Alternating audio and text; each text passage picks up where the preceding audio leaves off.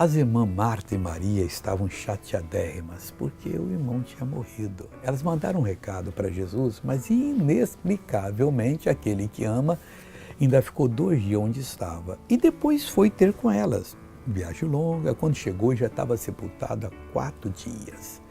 Em João 11, 21, quando ele chegou e Marta foi falar com ele, disse-lhe, pois, Marta a Jesus, Senhor, se tu estivesse aqui, meu irmão não teria morrido. Quase que acusando Jesus de negligência.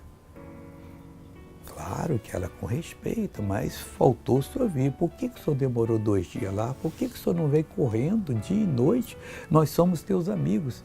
Às vezes nós fazemos isso com Deus. Não é direito fazer isso. Deus sabe de tudo. No dia que elas pediram se chegasse, o irmão poderia ter morrido, porque a fé estava pequena. Teve que acontecer alguma coisa para despertá-las e a fé subir para Deus abençoar. Eu não sei bem tudo, mas eu vejo dessa maneira.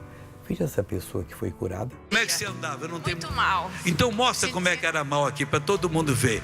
Assim, estava Esse lado aqui... Quanto tempo? Bom, eu tinha 15 anos, agora eu estou com 62. Você tinha 15 anos? Eu tinha 15 anos, comecei a problema de coluna, tem começou 62 o problema. agora. E hoje Jesus curou.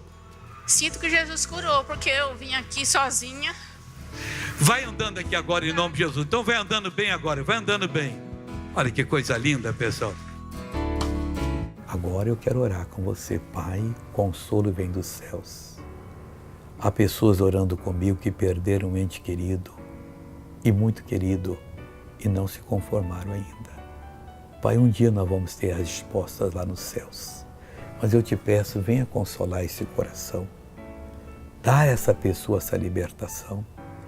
Pai, essa tristeza é a obra do inimigo e eu repreendo esta e qualquer outra obra do inimigo e digo, saia em nome de Jesus. E amém.